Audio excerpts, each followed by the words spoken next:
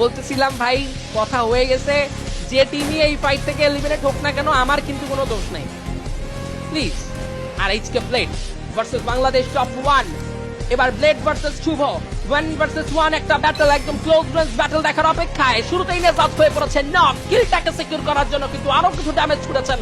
ট্রেবলের charge গুলো কিন্তু খারাপ হবে না খুব একটা, কুইক রিভাইভ পাওয়ার চান্স কিন্তু রয়েছে টপ 1 থেকে, সেই কিলটা সিকিউর করা এখনো যায়নি।